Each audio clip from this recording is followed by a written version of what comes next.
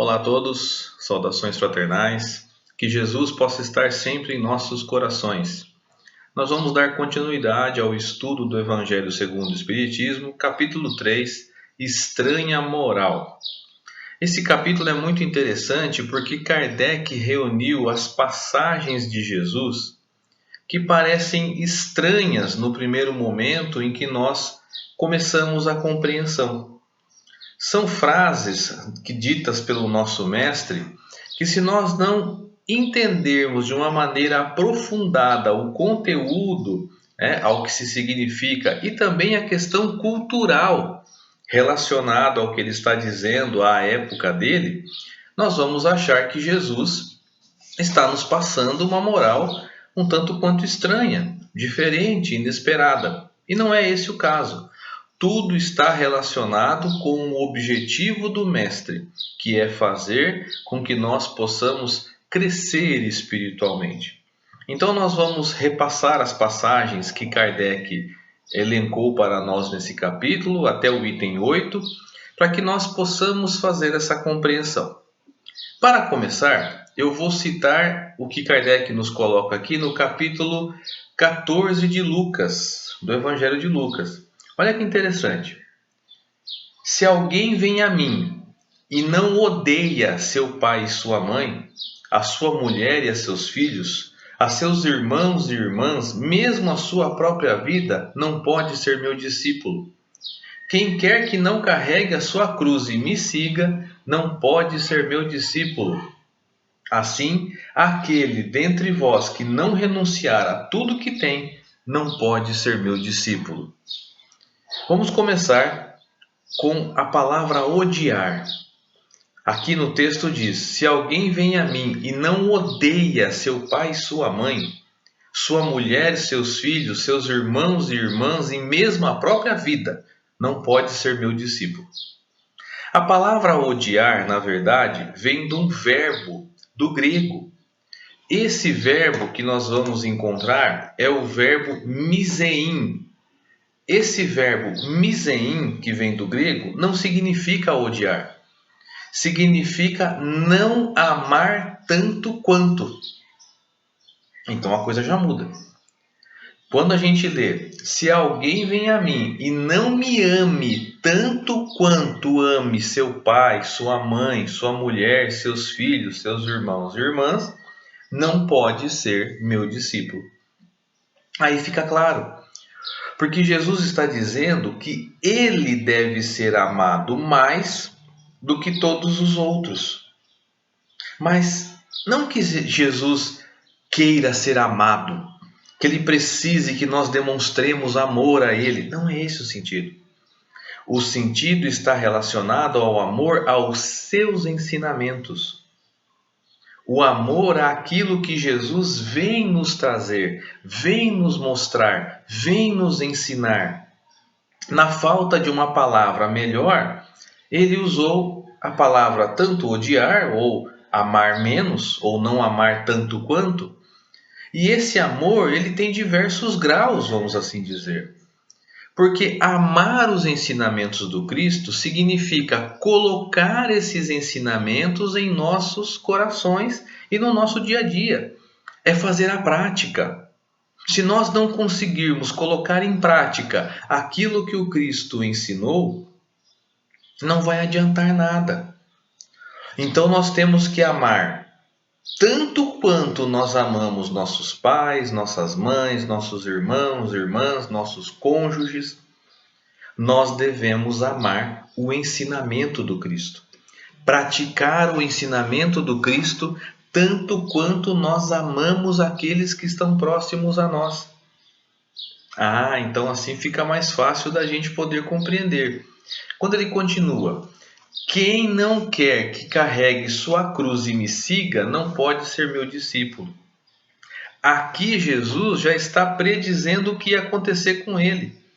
Ele sabia que ele iria ter que carregar a cruz da porta da entrada do palácio de Pôncio Pilatos até o Gólgota, onde ele foi crucificado. Ele teve que carregar a sua cruz. Então a expressão carregar a cruz significa tomar os nossos sofrimentos. Se nós não tomarmos para nós os nossos sofrimentos, não podemos seguir o Cristo, porque não fica coerente. Porque os nossos sofrimentos, as nossas dores, as nossas dificuldades, na verdade, foram geradas por nós mesmos. Na nossa incúria, na nossa falta de cuidado, na nossa falta de amor, na nossa falta de perdão, na nossa falta de fraternidade. É aí que nós criamos os problemas para as nossas vidas. E se nós não aceitarmos que o peso da nossa cruz está relacionado com aquilo que nós fizemos de errado ao outro, nós não conseguimos entender o valor do Cristo. Por isso que ele diz: quem não carregar a cruz não pode ser meu discípulo. Ou seja, para ser discípulo do Cristo, para seguir os seus ensinamentos, nós temos que primeiro entender que nós somos os responsáveis pela nossa vida, pelos nossos atos. Nossos atos, nossa forma de agir, nossas escolhas, nós somos os responsáveis. E dessa forma, nós vamos ter que responder por isso. E ele fala: assim aquele dentre vós que não renunciar a tudo que tem, não pode ser meu discípulo. A gente fica numa dúvida. Quer dizer que eu vou ter que renunciar a tudo que eu tenho? Tudo que é material, que eu consegui, que eu lutei, que eu consegui realizar na minha vida material, eu vou ter que deixar tudo para seguir o Cristo? Não é bem assim. Nós precisamos ainda do que é material. Nós necessitamos da vida material, porque nós somos espíritos que estamos encarnados. Nós precisamos da matéria. Porém, o que nós não podemos, que Jesus está deixando claro aqui, é nos apaixonar pela matéria. É ficarmos presos, apaixonados pela matéria em si. Imagine ficarmos apaixonados pelo dinheiro. E quando nós desencarnarmos, nós não vamos levar esse dinheiro embora. Ficarmos apaixonados por uma propriedade, por uma casa, por um carro, por uma fazenda. Apaixonarmos-nos pelo que é material. Esse é o ponto. Se ninguém conseguir deixar tudo que for material, não consegue seguir o Cristo, porque as ideias e ideais do Cristo são espirituais. É espiritual o ensinamento do Cristo, não é material. Então a gente começa a ver que as frases do Cristo não são tão estranhas assim. Ele aproveita a oportunidade para nos ensinar, para nos colocar essas informações tão preciosas para nós mesmos. Olha o que está escrito em Mateus, no capítulo 10. Aquele que ama seu pai e sua mãe mais do que a mim, de mim não é digno. Aquele que ama seu filho ou a sua filha mais do que a mim não é digno. Jesus usa as palavras fortes para chamar a atenção do povo da época, daquela cultura judaica existente há 2000 anos atrás, e também para chamar a nossa atenção. Porque, ou seja, de novo, se eu não amar o ensinamento do Cristo, ou seja, se eu não colocar esse ensinamento em minha vida, de nada vai adiantar. Posso amar a todos, posso amar muito meu pai, minha mãe, meus irmãos, meus filhos, posso amá-los, fazer tudo por eles. Mas se eu não amar o ensinamento do Cristo, eu não sou digno do Cristo. Ele não está pedindo para deixar de lado nossa família, para deixar de lado nossos pais, nossos cônjuges, filhos. Não, de forma nenhuma. Jesus não faria isso jamais. Ele está nos dizendo da importância que é de nós conhecermos as suas palavras, conhecermos os seus ensinamentos, conhecermos aquilo tudo que ele tem para nos trazer de compreensão do infinito espiritual. Então, não há nada de estranho. Jesus está continuando a falar aquilo que ele sempre falou e ensinando da mesma forma que ele sempre ensinou. Dando continuidade ao capítulo, nós vamos encontrar uma outra passagem de Jesus que está no item 4. Olha lá, está em Mateus também, capítulo 9. Aquele que houver deixado pelo meu nome sua casa, seus irmãos, suas irmãs, seu pai, sua mãe, ou sua mulher, ou seus filhos, ou suas terras, receberá o cêntuplo de tudo isso e terá por herança a vida eterna. Vamos começar do fim. A gente sabe que a vida eterna é a vida espiritual, é a vida do espírito, é a evolução espiritual que nós, em espírito, obtemos com os nossos atos melhorados. Então, quando a gente vai se transformando, quando a gente vai fazendo a reforma íntima dentro da gente, nós vamos crescendo espiritualmente. Isso é a vida eterna. Mas precisa deixar pai, mãe, filho, filha, irmão, casa, para ter o cêntuplo. Veja, mais uma vez Jesus está dizendo sobre os nossos sentimentos.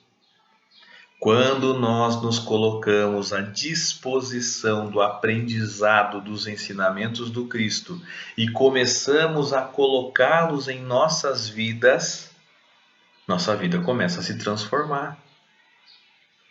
Né? Não adianta nós ficarmos presos, arraigados a esse amor terrestre, ao ciúme, à ostentação, ao apego demasiado. Porque todos nós um dia vamos desencarnar. E aqueles a quem nós somos apegados demais vão desencarnar um dia, ou nós desencarnaremos primeiro, não sabemos. E aí, como é que vai ser a vida no plano espiritual? Ou como é que vai ser a vida daqueles que ficarem aqui? Por isso que nós temos que ter esse comportamento. Nós temos que ter esse olhar. Né? Então, nós vamos conseguir uma vida eterna mais completa, ou seja, uma evolução espiritual maior, se nós conseguirmos amar da forma espiritual. Não amar da forma física, da forma carnal somente. Esse amor é necessário aqui na Terra, mas e no plano espiritual? Como que ele vai ser? Como será a nossa reação quando nós estivermos do lado de lá? Esse é o questionamento. Em mais uma passagem, essa está em Lucas 18. Disse-lhe Pedro: quanto a nós, vês que tudo deixamos e te seguimos? Jesus respondeu: digo-vos em verdade que ninguém deixará pelo reino de Deus sua casa, ou seu pai, ou sua mãe, ou seus irmãos, ou sua mulher, ou seus filhos, que não receba já neste mundo muito mais e no século vindouro a vida eterna. Olha que bonito, gente. Profundo que Jesus está falando para a gente aqui.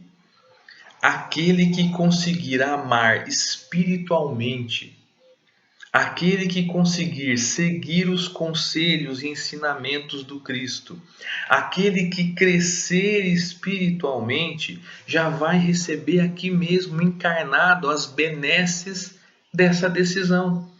E no século vindouro, quando Jesus fala o século vindouro, ele fala nos próximos tempos.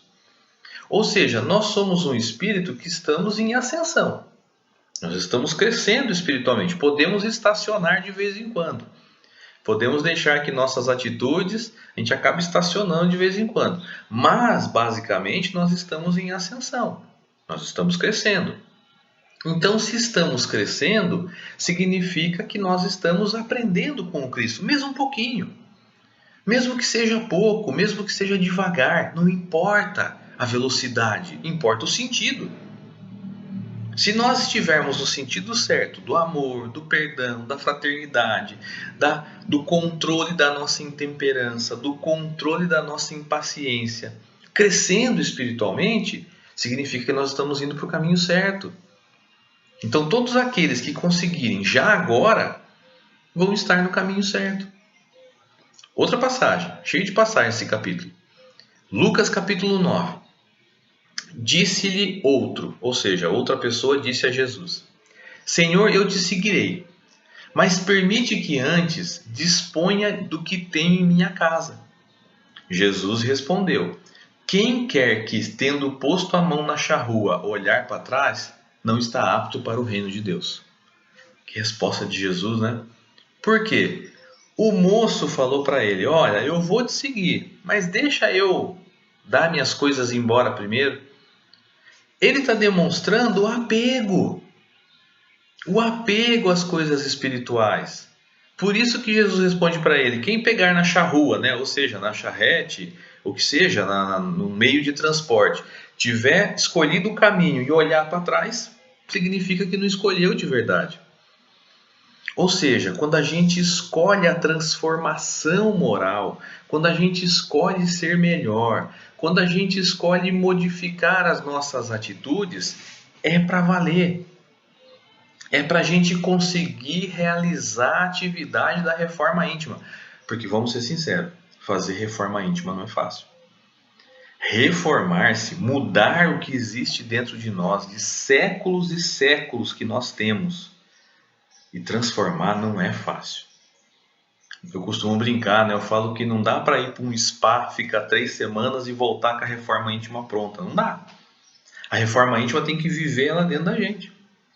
Então é difícil deixar o apego às coisas materiais para trás para seguir o que é espiritual. É difícil deixar para trás o orgulho e ser humilde.